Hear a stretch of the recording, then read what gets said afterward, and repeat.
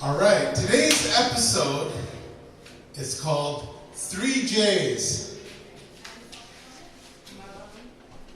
As I begin, I'm going to begin how I did last time with a poll question.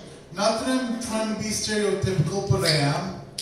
What is the first name that pops into your head when I say male plumber? Just shout it out. Mario.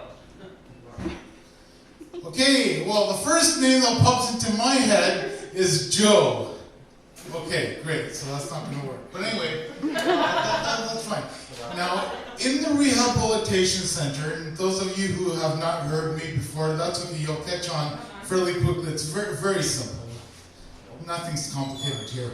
So, Bath Town was pretty fun. It was cool. You know, you might have seen or even experienced yourself the apparatus that are used at hospitals to hoist people in and out of bathtubs, right? Like,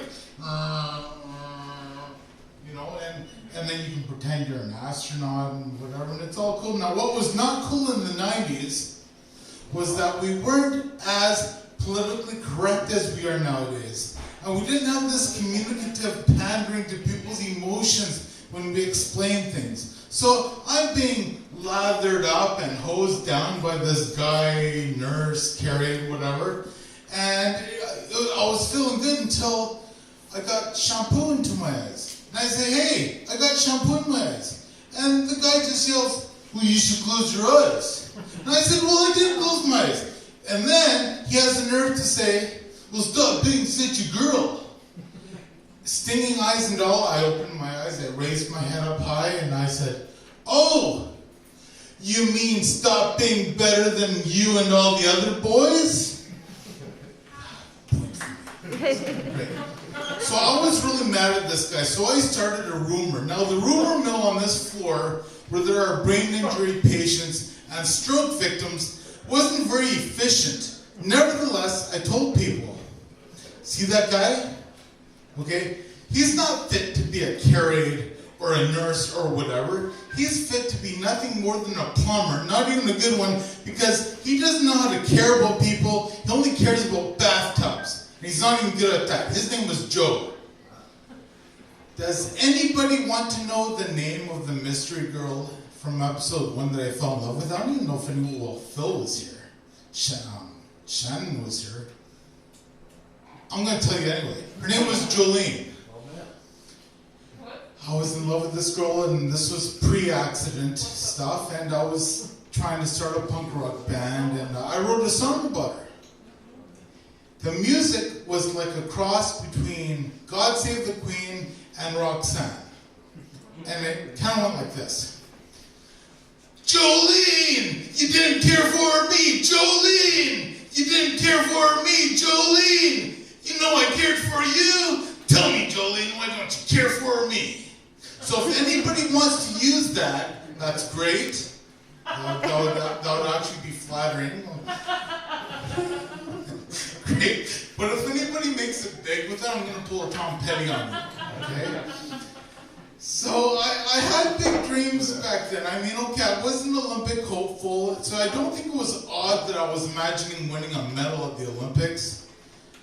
But I also thought that I'd make it so big with this punk rock band that we'd not only be the main attraction of the opening ceremonies, we'd also be the main attraction at the closing ceremonies. So even after I won the gold medal in the 100, the 200, the 400, the 4x1, the 4x4, and just for fun, the 800 meters, we were going to be performing at the Olympic Games.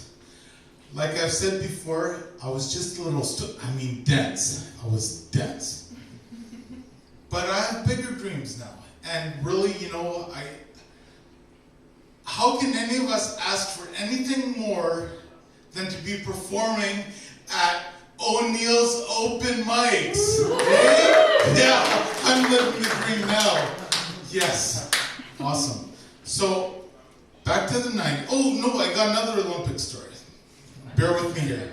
The other day, it's kind of an Olympic story. The other day, on the Greek news, they were showing this guy, he's a choreographer, director of this male dance troupe.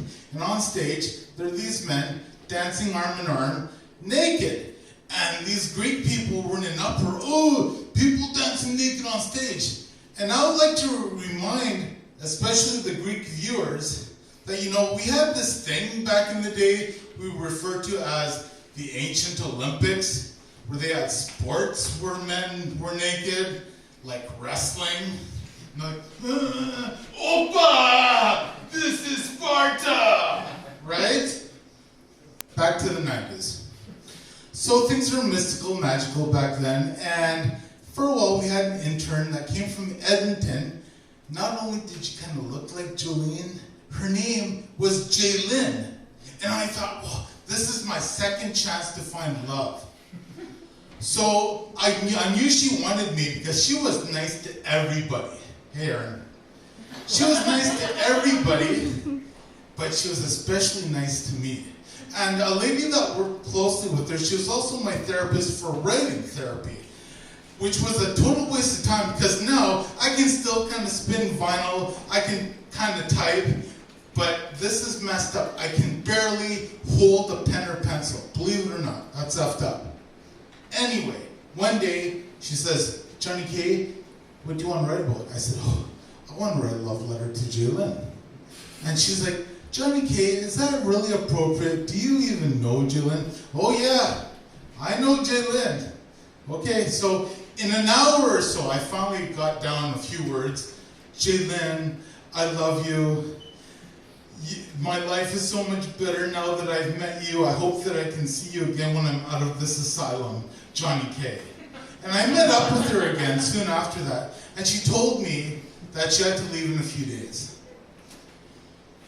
I asked her, of course, for her address, and she told me I could see the pain in her eyes. She said, I'm not allowed to give you my address.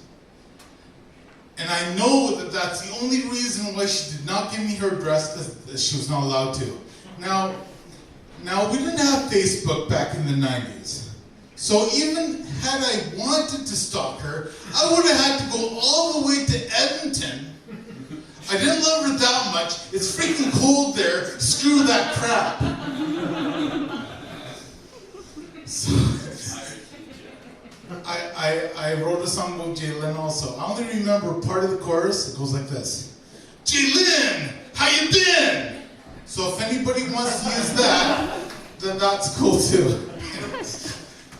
I have one more Jay story. I met this when I first got there at the rehab center. One Carrie, nurse, whatever, was Martin.